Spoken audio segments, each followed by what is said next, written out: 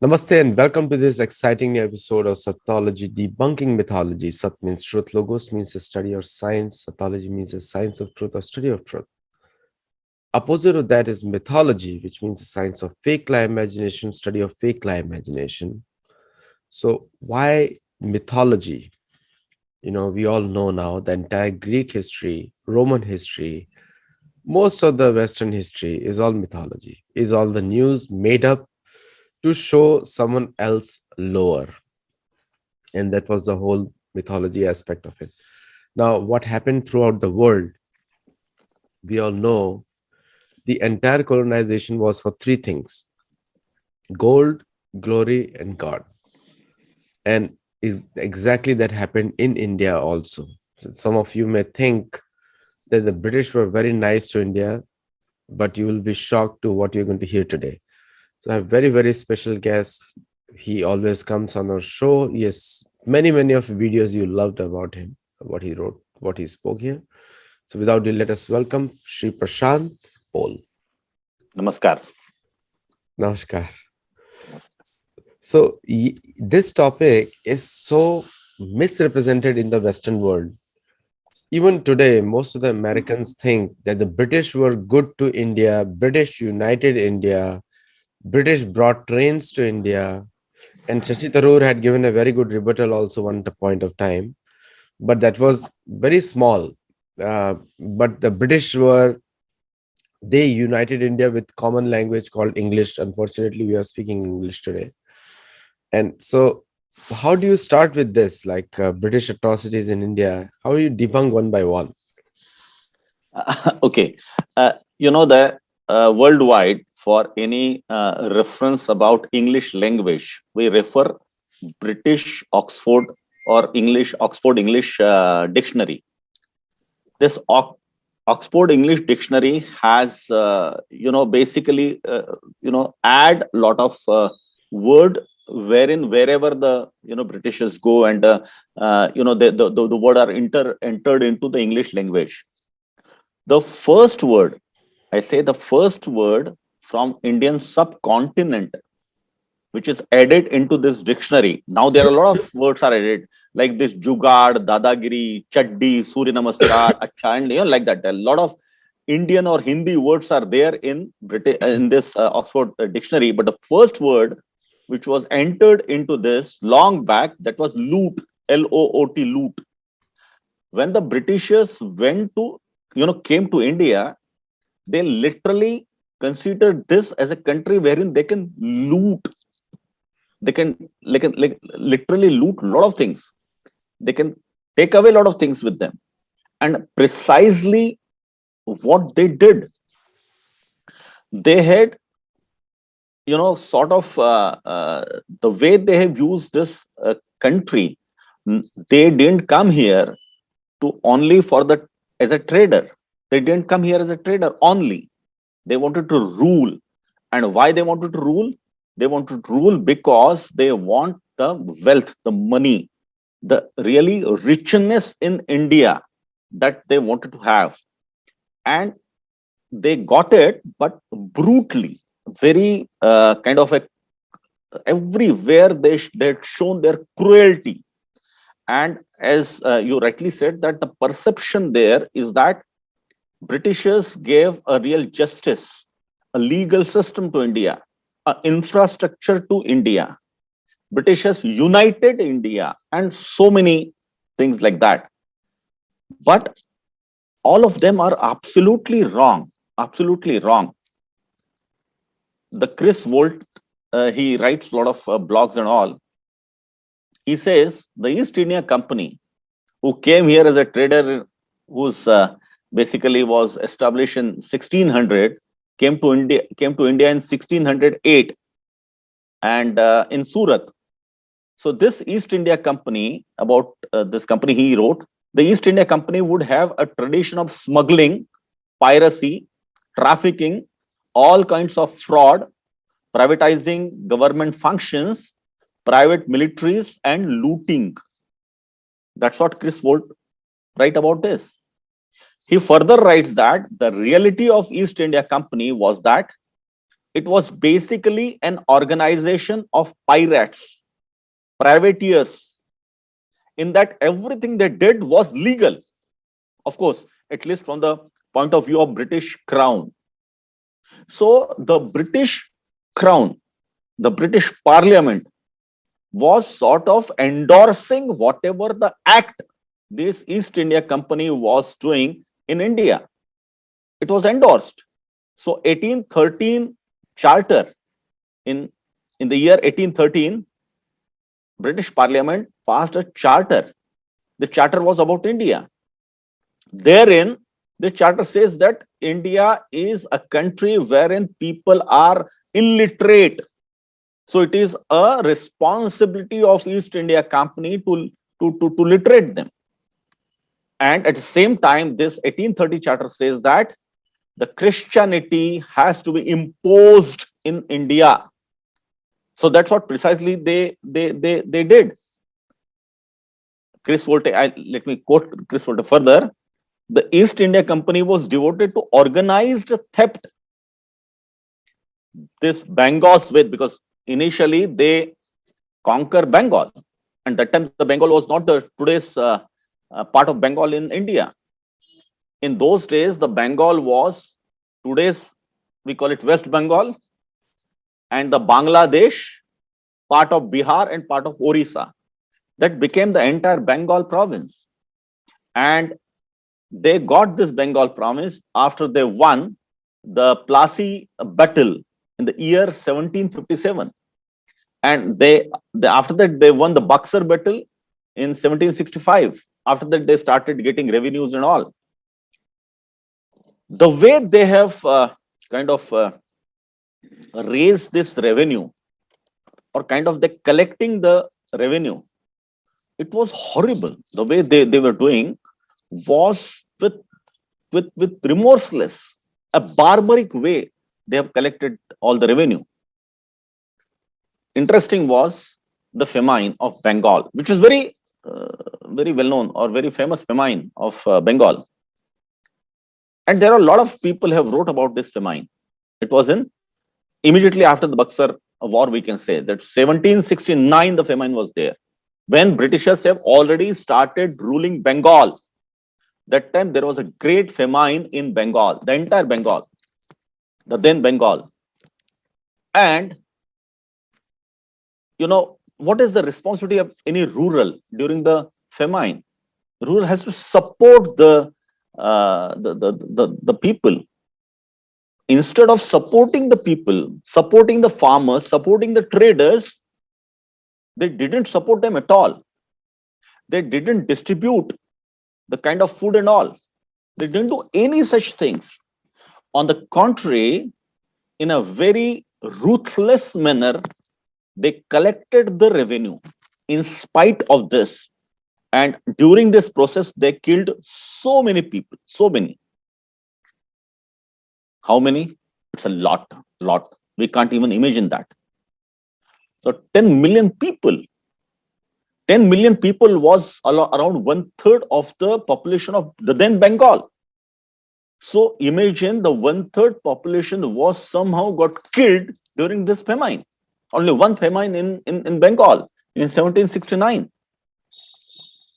Matthew White has written a book called The Great Big Book of Horrible Things, wherein he has narrated, or he has written 10 most barbaric events in the world. In the list of 10 most barbaric events in the world, he put this famine on the 4th number.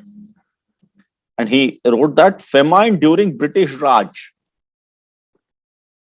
And he says that total people sort of killed or died during the famine, or after the famine, the way Britishers have collected or raised their revenue, they have almost killed, or rather they have killed the farmers and traders.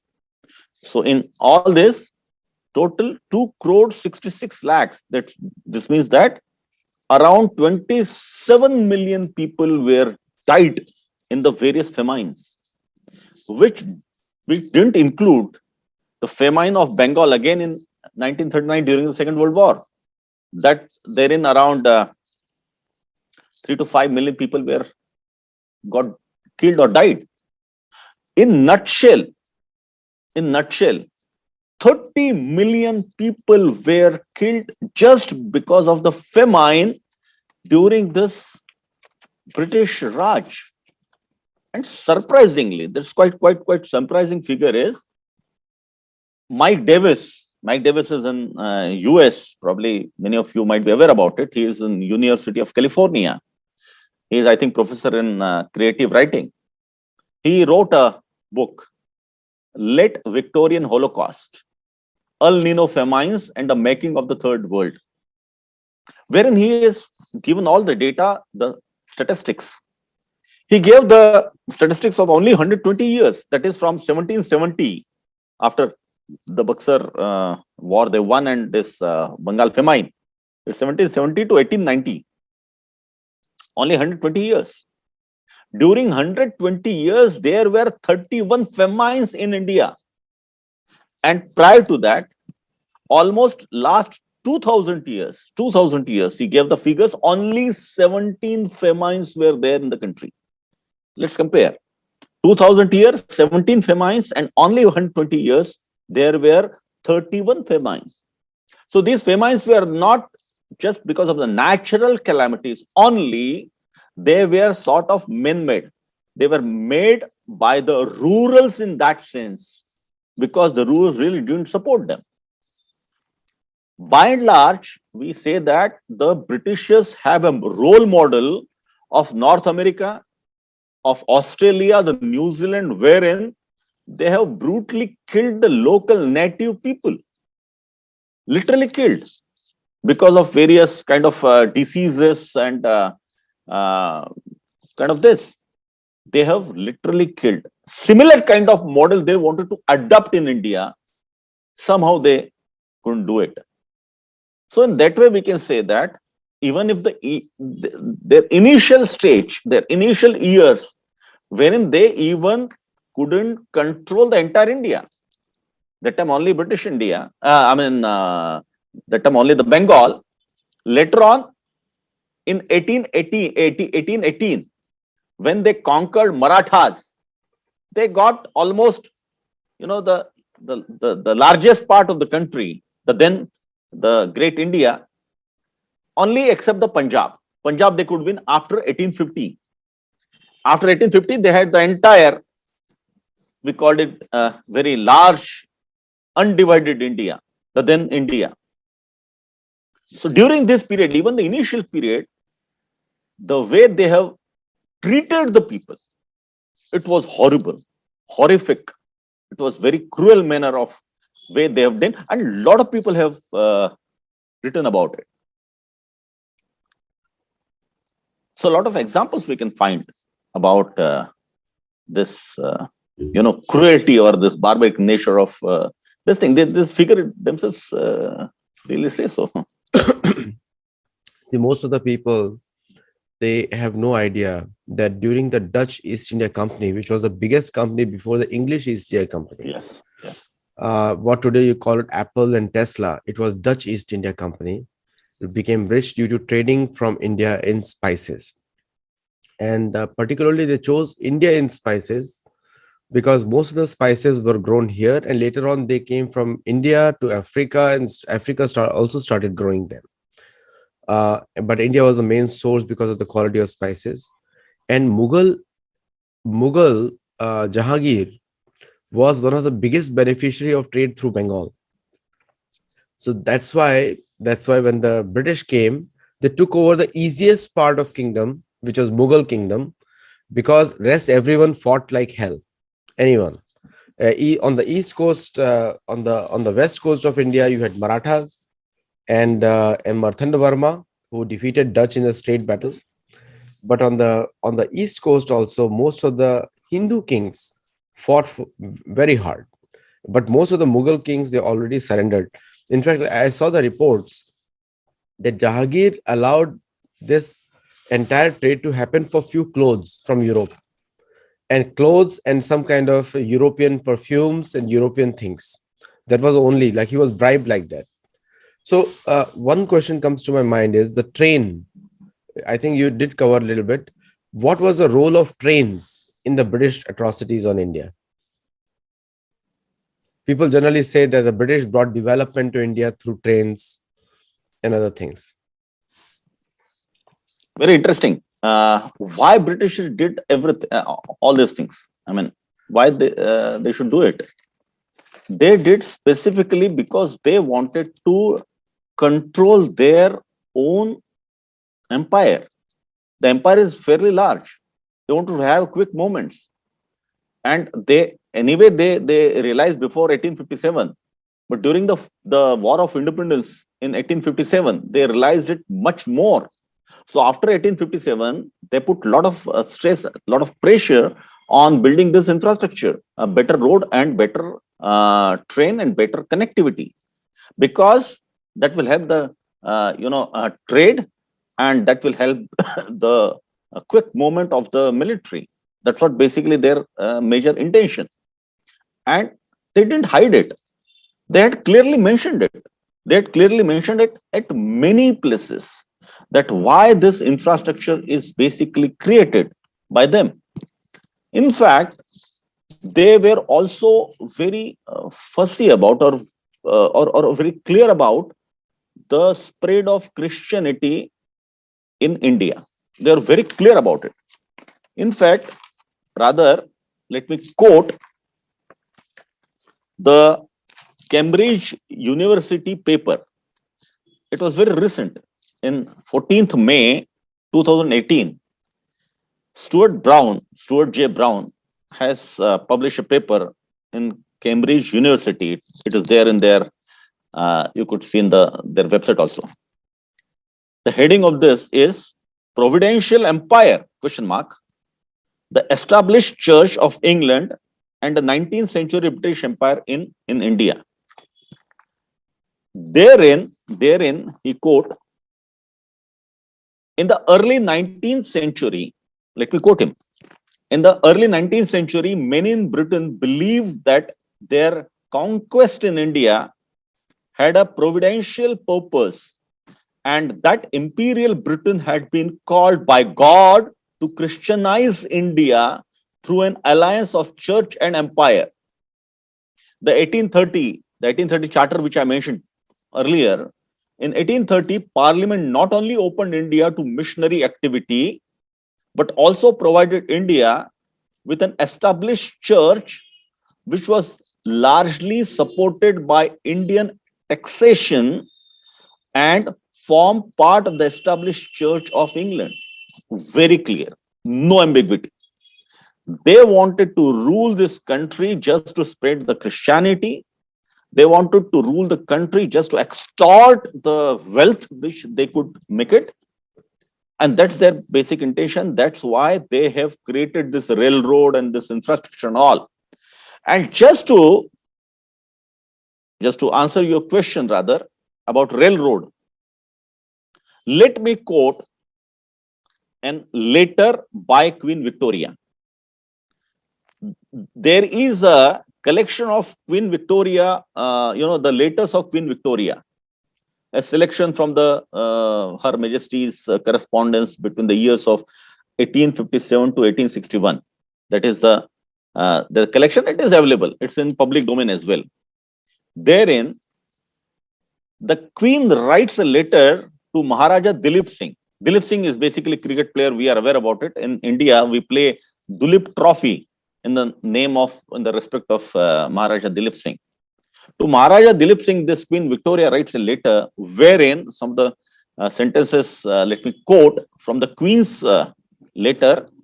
The progress of the railroad will make an immense difference in India and tend more than anything else to bring about civilization, and will in the end facilitate to spread of Christianity, which hitherto has made but very slow progress. Very clear. Why these railroads are there? Because Christianity spread will be better. And not only that, there are a lot of quotes I could give. A lot of even the British authors have wrten about it. That why they they brought this telex. I mean, those days, this teleprinters. Why they brought this telephone system and the railroad and all such things? Because of they wanted to control India. That was their main motive. In their official correspondence, also it is mentioned at many places that to have a proper and effective control on Indian subcontinent or in India, they wanted to establish a effective communication network by this telegrams, by this telephone network, and by this railroad and all. So my point is they were very clear about their motto that to extract, again I say, to extract, to extort the wealth of India, the various mines they really wanted to get that material and all. For this entire trading, they wanted to have a proper infrastructure. That was their main motto. They didn't want that India should really progress because of this infrastructure. And we all are aware that even in the train, they didn't like Indians to travel to any class. There are certain classes wherein only Britishes were allowed to travel. Indians were not allowed to travel. We are not allowed to travel. They said, you bloody natives. That's the general sentence which so many people have quoted during that time. So, again, I say that is because of their own purpose, and they built this railroad, they built this roads and all those things by their own money? Absolutely not. It was the money which they got it in the taxpayers' money and the kind of extorted money from India. Whatever revenue they were collecting from India, that they were spending. It was not that Britain was funding this kind of activities. Absolutely not. So they didn't do anything great for India. They did for themselves. It is very clear, very clear. And they were also clear in their mind. So, I mean, it's not that we are saying, they themselves are saying about it. That yes, they were very clear about it. See, one of the you already mentioned gold, glory, and God. Another Yes. misconception is the so first of all, the English language was made the official language so that they can understand what the Indians were speaking, and secondly, they can communicate easily with Indians. Uh, the You already mentioned about the Western hero. Uh, Most of the time they call Western hero Winston Churchill as the hero in US also, and in US also there is a freedom struggle against the British, but that struggle was for the control of the land. So the European settlers wanted their land to be independent from the church, Roman Catholic Church. So therefore the Protestant church became a competing to the Roman Catholic Church. Now most of the colonization happened when the Henry the Eighth, before Henry the Eighth came to power. Now, if you look at the Indian scenario, there was a very famous quote by Macaulay that any one line written by Europeans was better than the entire wisdom of Veda of India. He said that. Yes. Correct. So, what are such cultural references? And also, since they controlled the education policy, they controlled the defense policy, they controlled the finance policy. In the education policy, also, they made a lot of changes to ensure that the ultimate goal was to make the entire India as a Christian country, like what they did for US and what they did Yes. for Philippines. Spaniards did for Philippines also the same thing. So what was the actual objective of all these things? We all know it was the control of economic resources. But how did these things happen? If you can highlight a little bit. Yeah, as you rightly mentioned about Macaulay, we know that that time what was going on during the Macaulay period. Britishers wanted to rule India in an effective manner. They knew that the country is very vast, very large, and with only few British soldiers, it is very difficult to control the entire country. That's their main concern. So what they want, they wanted a kind of a psychology in the minds of the Indians such that they should be loyal to Britishers. If they all are mm,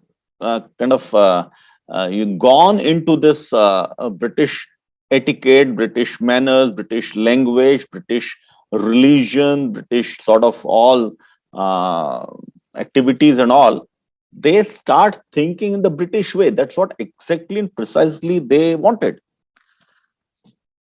And about the language, as you rightly said, Macaulay minutes have 36 points, out of which one or two points are very important. And let me quote one point. Uh, Macaulay writes about the language. I have no knowledge of either Sanskrit or Arabic, but I have done what I could to form a correct estimate of their value. Without reading, he estimate the value. I have read translations of the most celebrated Arabic and Sanskrit works. I have conversed both here and at home with men distinguished by their proficiency in the Eastern tongues. I am quite ready to take the Oriental learning at the valuation of the Orientalists themselves.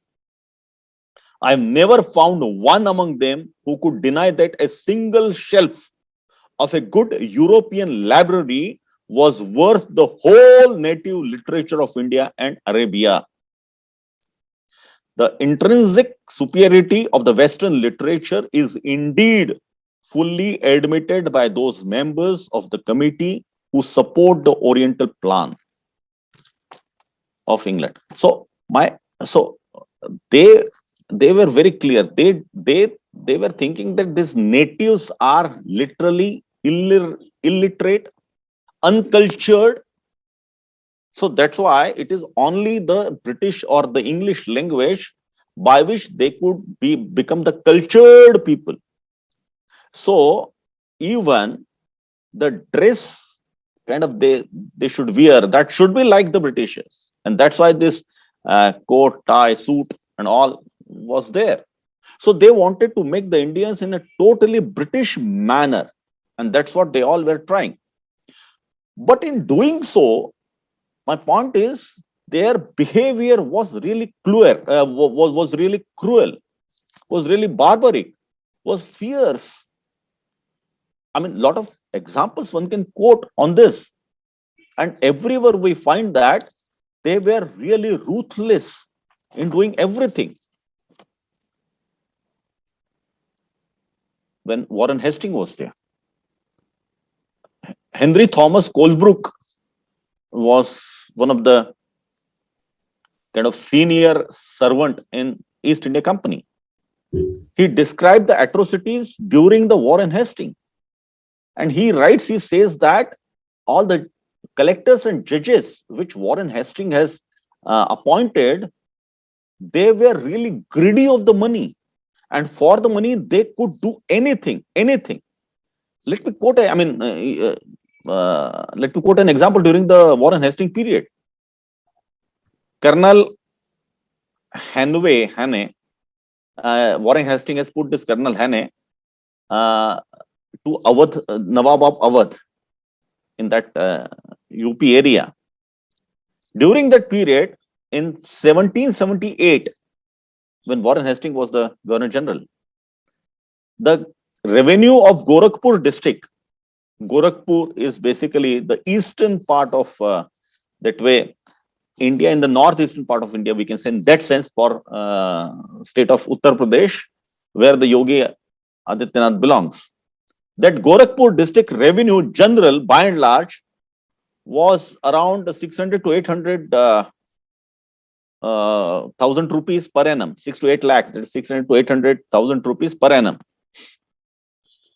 Now in 1780, when this Colonel Hanway, he was appointed by this Warren Hastings, he raised, or rather he siphoned the sort of revenue to almost double, or more than double rather.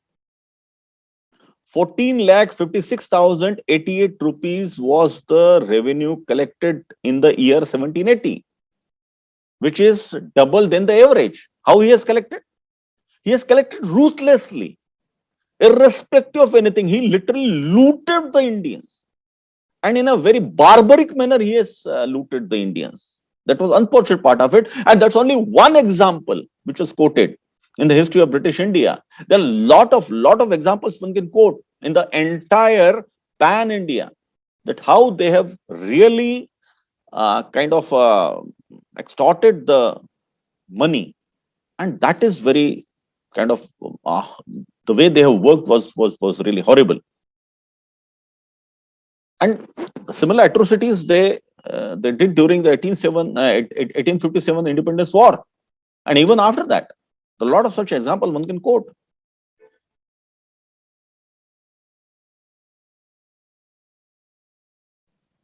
See, one of the things which happened during the British rule was control of ships and destruction of India's shipbuilding capability. Third was in destruction of India's weapon building capability, local. In fact, we know that during the Mughal period, the Marathas had their own factories, and when the Marathas Mughal war happened, Maharaj Ranjit Singh had their own factories, and they also actually used to source their weapons from Europe. Chhatrapati Shivaji Maharaj sourced many of his weapons from Europe also. Marthanda Varma also did that. But there was the independent local factories. The model which India uses today also, technology transfer. So they tried to get the maximum or the best. But when the British came, they banned weapons. Now, that did not happen even during the earlier colonial rules also. Dutch had ruled parts of India and the local weapons were not banned. But after banning the local weapons, the atrocities were multiplied. And we all know that what happened in the 20th century, early 20th century in Jallianwala Bagh, where almost 1,600 people died and the bullets were sprayed in a closed compound. British never apologized for that action. They said it's part of the rule and it was a disciplinary action, never apologized. Now, but today we see in India, some people defending this colonization, some people they think or they say shamefully so that this British should have still continued to rule India. And there are these kind of opinions also. And this is not just India. The same thing happened in Africa. Africa was even worse situation, where the entire country of Ghana was sold for 21 gold coins and 7 slaves. So this is what it was. It was a gold mine. The Ghana has a lot of gold mines also. So why this colonization mindset is still there today? What is your analysis on that? Let me quote an example very recently. Last week, I was in a place called Orcha. Orcha is a tourist spot, and it has its own historical importance. Therein, the guide was basically a very senior guide, and he knew a few more languages like Italian and French. So he always entertained the Italian groups, whichever comes to this state of Madhya Pradesh, the central province of India. He was narrating an incident. He said that he had a group, Italian tourist group, and when the local guide at Gwalior, he was explaining them about so many things. He said that Britishers have brought this, Britishers have brought that, and all. So the Italian group leader asked him, "Why you are talking about this Britishers? I mean, you have a lot of heritage, lot of great things to show, and why you are proud of this Britishers?" That guide again and again saying, no, the Britishers are great, and because of Britishers, the India is today's this modern India and all. The Italian people say that, look, in India we have come to see the Indian heritage, the Indian culture, the Indian wealth, and not the Britishers. If we want to see the British, we'll go to England, will not come here. And then they removed this guide and all. My point here is that from guide to the common person, everyone is having this kind of mindset that because of the Britishers, India has become modern. That is absolutely wrong. Modernization is not only a westernization concept. We were much more modern. Let me quote an example just because this subject you have raised. I was in US long back when, and I think I quoted this example probably earlier. My in 1994, first time I visited US, and in the this San Francisco, San Diego, and all, I was there. My host was a local Indian. He was taking me to everywhere and he was showing me, look, this is drive-in, drive-in ATM, drive-in McDonald counter, driving this and driving that, driving bank counter and all, so many things. I was really, though I had seen the Europe earlier, I was a bit impressed about that. Yes, Americans think about the, common person's requirements and all. So drive-in was a good concept. Then after a few years in 1997-98, I went to a place called Raigad. Raigad was the capital of Maratha king or Indian king, Chhatrapati Shivaji Maharaj. Therein I found there are a lot of, both the, there was a ground on that Raigad fort. There was a plain ground, huge plain ground. And therein at both the sides, there are huge around 6 to 7 feet, rather 7, 8 feet tall. 6, 7 feet tall, structures were there, both the side, square structures, chabutra we call it. They were there. I asked guide, why in the plain ground these structures are there? He said that when the, the soldiers came on horse riders, riding horse, for the shopping and all, where will they park their horse? They have to come with the horse. So, sitting on the horse, they could do the shopping and all. Chhatrapati Shivaji Maharaj had built these structures. Now, who is modern? The drive-in shopping complex was built by Chhatrapati Shivaji Maharaj 350 years back. And now we are talking about this 50, 60 years old drive-in as a great innovation. All this is wrong. So we were modern in so many sense. Anyway, that's not topic of today's discussion. In today's discussion, what I would like to really highlight and what you correctly asked the question is this: how this mindset has come because of, as I said, that this Britishers with this education system, this was really created in the minds of the people, and that's why we have probably forgotten a lot of atrocities which they did during the 1857 independence war. This 1857 independence war went on from 57. It started March, April, May, and all, and then it lasted up to 1859 and all. During this period, and after 10 years after that, Britishers literally, very ruthlessly, with a lot of brutality, the way they have literally killed the Indians and innocent Indians. They have killed around 100,000 Indian soldiers who had participated in the this war of independence in 1857. That is okay. Okay in the sense that, okay, they were against the British Empire, so they have killed.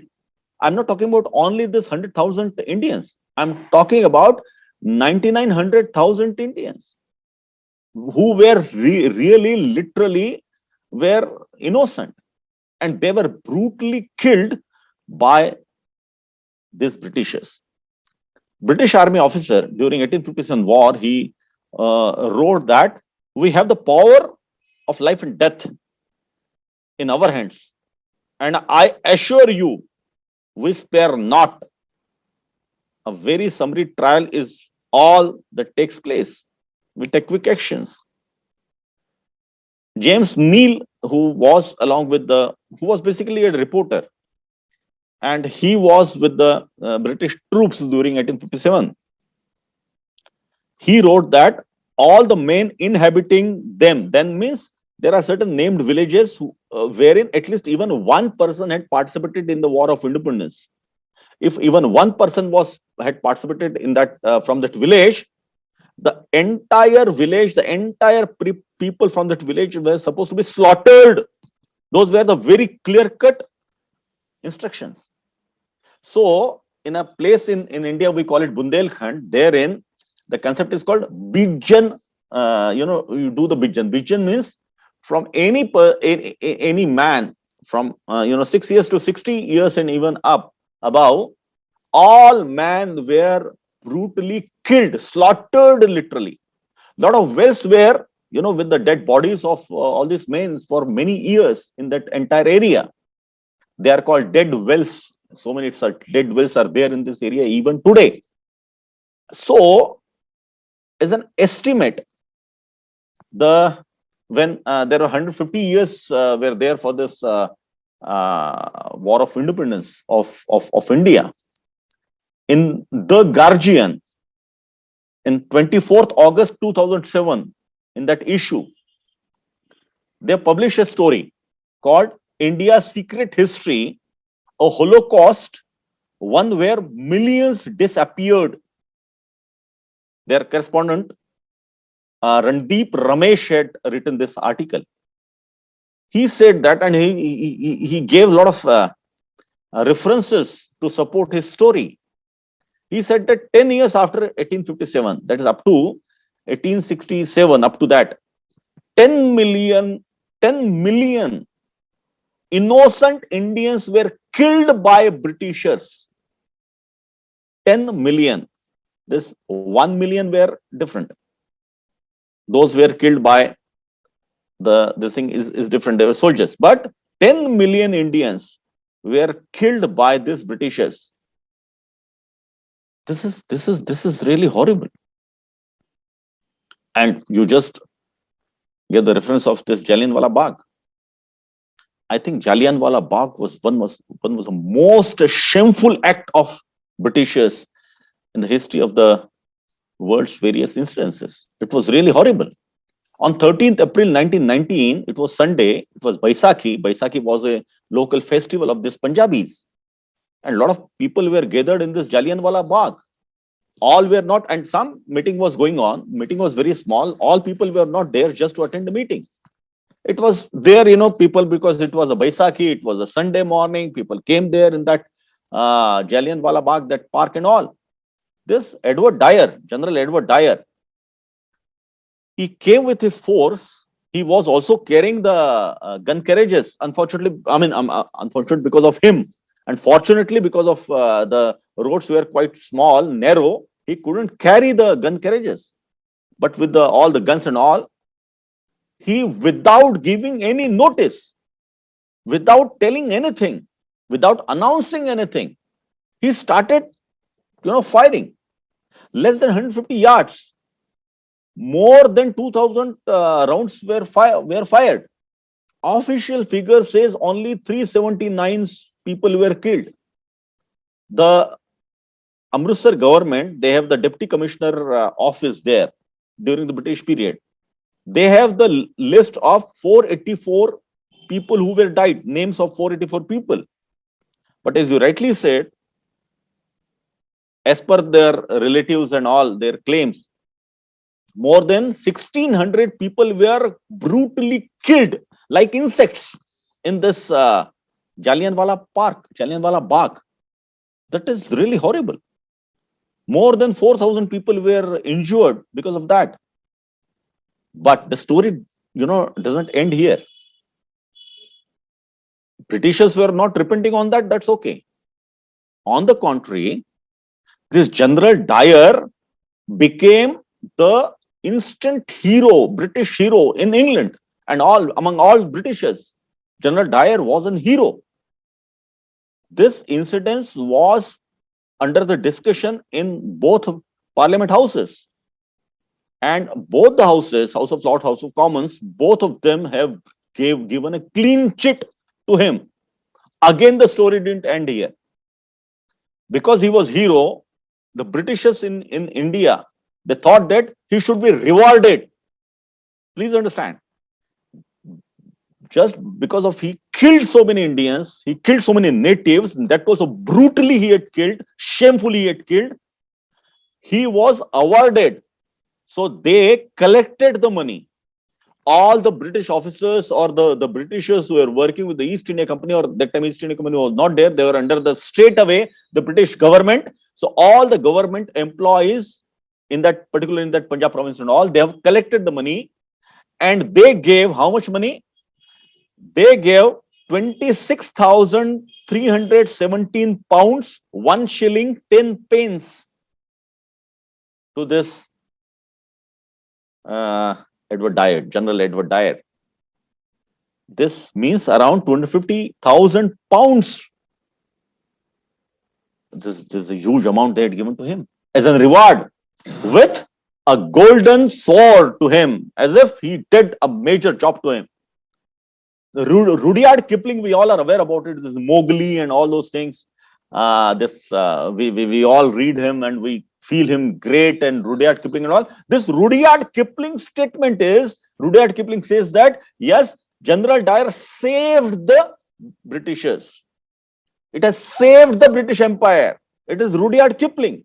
This is the British mentality. I really wanted to highlight. This how they were looking at India. That's how they were thinking about India. And when there are a lot of resistance about that, people started started opposing this event and all. At the end, Britishers gave 37 pounds each.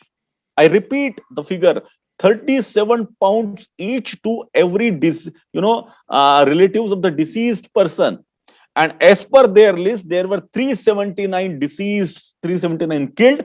So 379 multiplied by 37 pound was the amount which is given by the Britishers. This is the way they have literally ruled the India. I'm not mentioning about this Andaman, wherein the political prisoners were kept at the Andaman, and the way the inhuman treatment was given to them was horrible. It was absolutely inhuman treatment which was given to them. They all were the political prisoners, and they were the standard. Their international rules were there, but no such rule was basically followed by these Britishers. And like Swatantraveer Savarkar, there are so many political prisoners were there. In Andaman, we call it Kala Pani, that black water sort of thing. We were talking about it. During 1857, in Kucha Chalan near Delhi, they killed 1,400 people straight away. In much after much after this Jallianwala, in a place called Chhatarpur, they killed around 500, 600 people. Again, like they came for some kind of a mela, we call it, some festival time, people come together and all. They're not doing anything.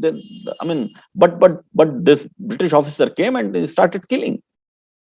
They felt that this native Indians were like insects. They could kill them at any point of time. That was the administration, which we call it the administration of justice of Britishers in India. That was very unfortunate part. So that real history should come forward to the people, and that is very, very, I think, important, and it is really required in that sense. So when one of the British leaders was asked when he came to India and after independence, that what was the Mahatma Gandhi's contribution to India's independence, and we all know that by 1945, most of the British coffers were empty, and most of the coffers of other European nations were also empty. And so whatever loot they did from all over the world was destroyed in World War II. So, I, being a writer on non-fiction mostly, I called it the karma reaction, because millions of people were killed because of wars within European nations. But actually, the whole world was engulfed. Indian soldiers in World War I were 2.5 million who fought for the British. In World War II, 3.5 million Indian soldiers fought for the British. In fact, it was the Indian soldiers in Middle East who defeated Ottoman Empire in 1914. And it was the Indian soldiers in World War II who made British victories possible in Indochina, in Middle East, Africa, and even Europe to some cities. Like we all know, the France, a lot of Indian contingent was there, and many Indian soldiers won the Victoria Cross, for which the India Gate was constructed in India, which was a monument for them. But this British leader, and don't want to dignify him with a name, but he said Subhash Chandra Bose was a major threat to them because of the Indian National Army. How come this was possible? And then after that, I'm going to come to the Indian Police Act of 1920, Indian Education Act of 1901, and also uh, the Census of 1901, where the caste was imposed on Indians. Because caste is a European word. India did not have the birth-based caste system to large extent during that time, till that time. You're right. The incidents which you have quoted, let me just give a little more detail about it. It was the British Prime Minister, who was the ex-Prime Minister at that time, Lord Attlee. So when Attlee wanted to visit the India, naturally he was, because Calcutta was their capital for many years. So naturally he wanted to visit the Calcutta. So he went to Calcutta, and naturally he stayed in the governor's house. And that time the governor was, uh, 2-3 months back, the governor was died. So Justice Fani Bhushan Chakravarti, he was the Chief Justice of Calcutta High Court. He was acting governor of Calcutta, and he wrote the entire incidents on 30th March 1976. Therein, he wrote about that incident on 1956. So Lord Clement Attlee visited Calcutta in the year 1956. Therein, he asked him, just in a chit chat, because they were staying in the government house during a chit chat. This Justice Fani Bhushan Chakravarti asked him.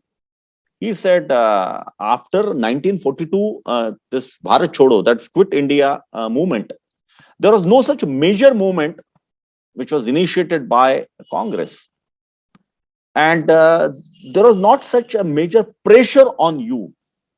So why you left India after World War? Why you left India so hurriedly? Because earlier you were supposed to go on in 1950, then 48, then 47, all. He said very clear. He said that there were three kind of movements, or they call it kind of a mutinies in India, in the various forces in the early 1946. First was in the Air Force.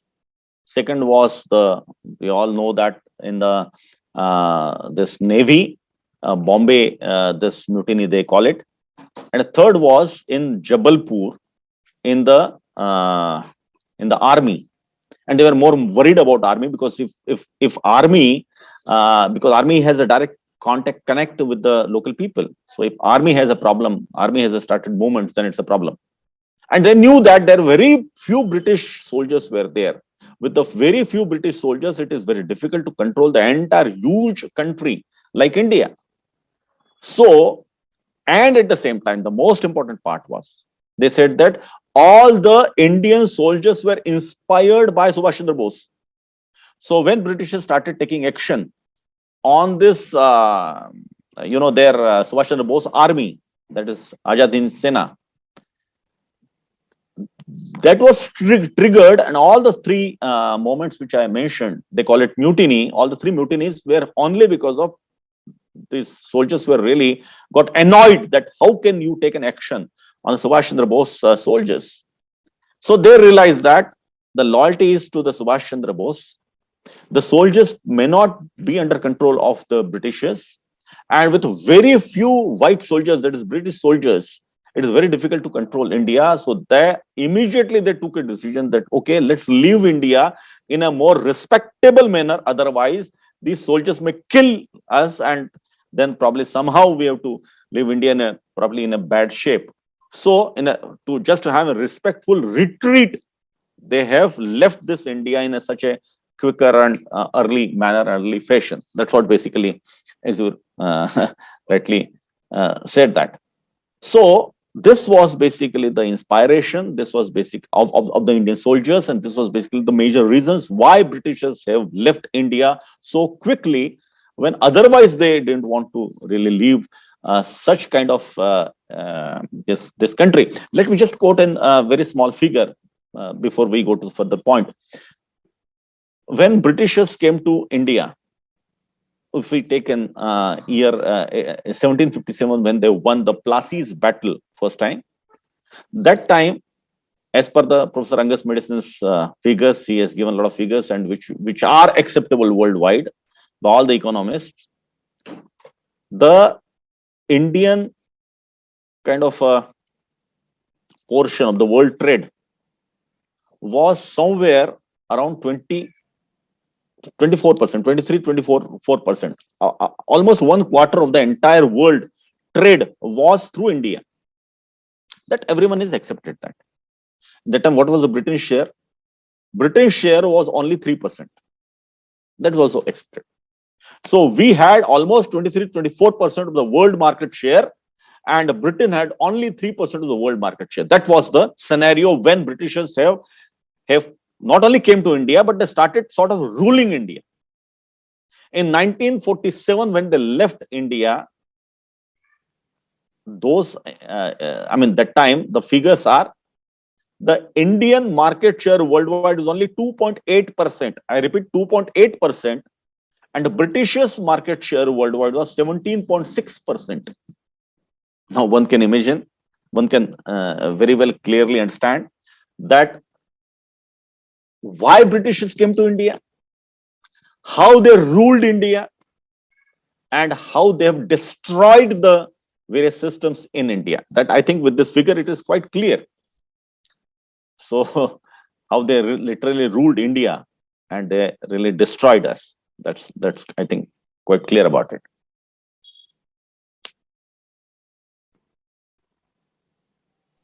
So one of the things is that I asked about the Police Act, 1920 Police Act, still continuing. Indian services, Indian civil services. Now, I have the problem with the word civil services. It again comes with the church propaganda, because they came to India to civilize us. And later on, they got civilized by us.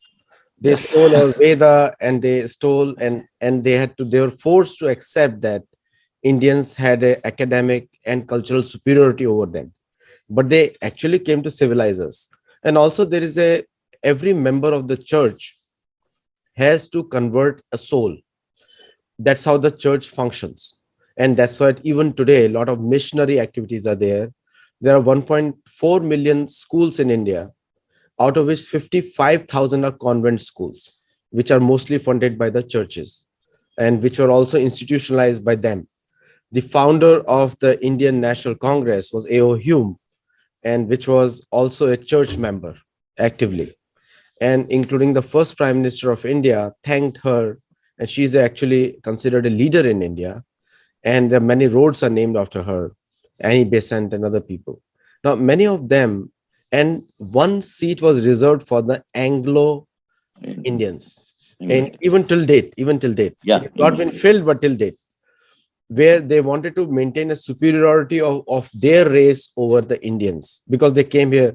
So Indian Civil Services Act means, which is definitely a propaganda civilizing the Indians.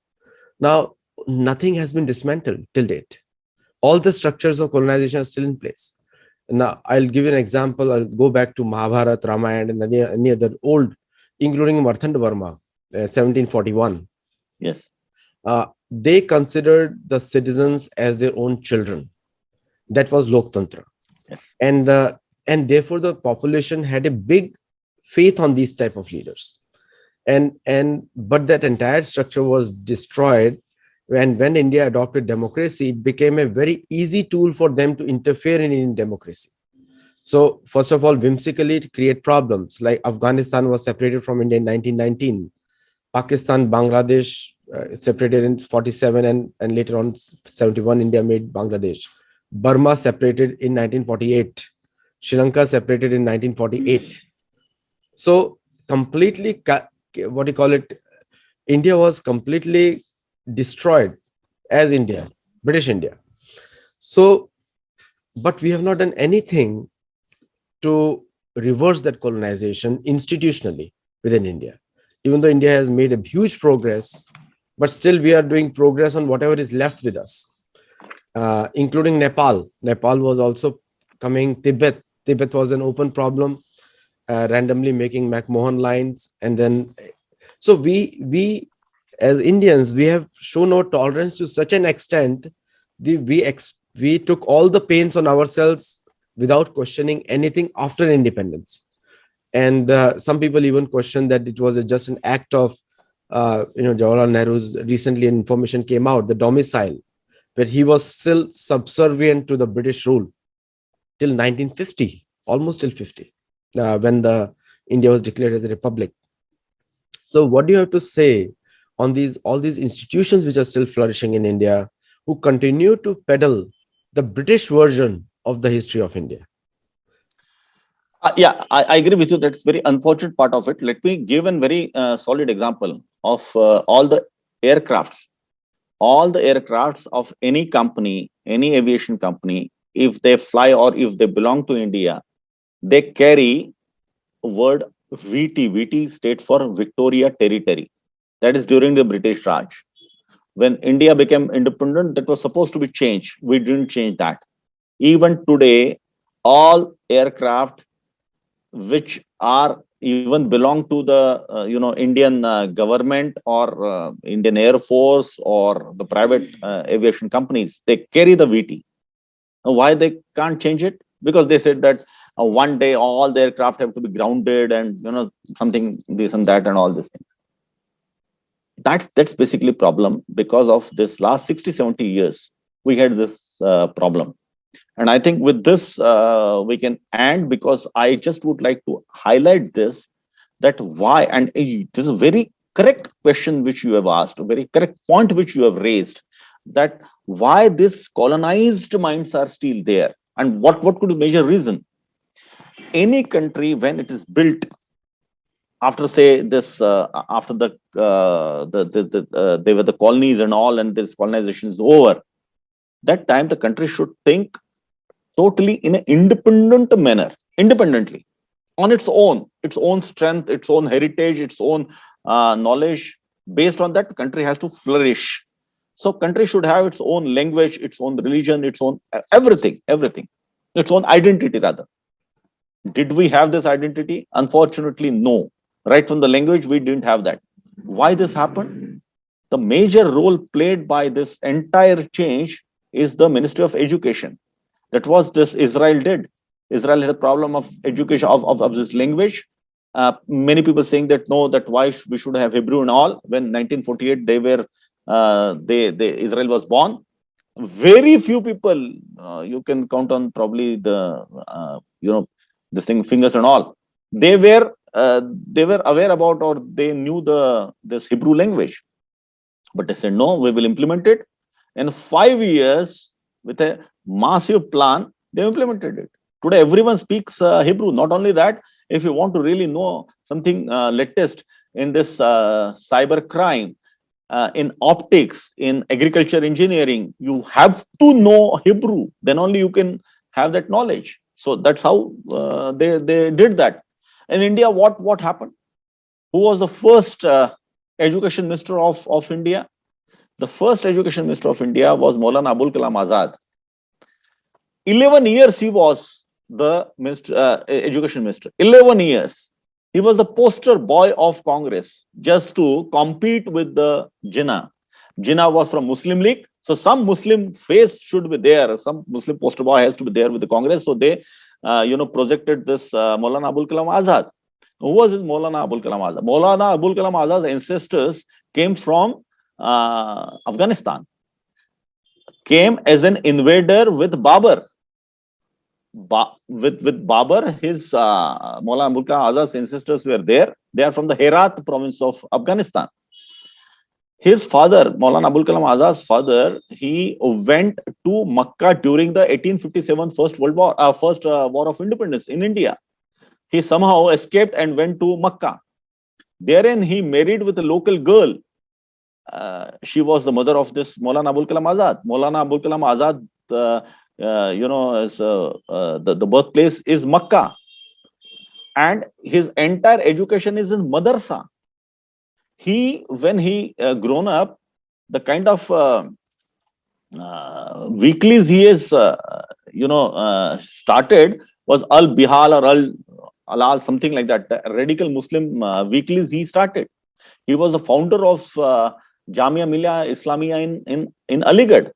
He had entire that kind of mind. He didn't have the connect with the local soil of India.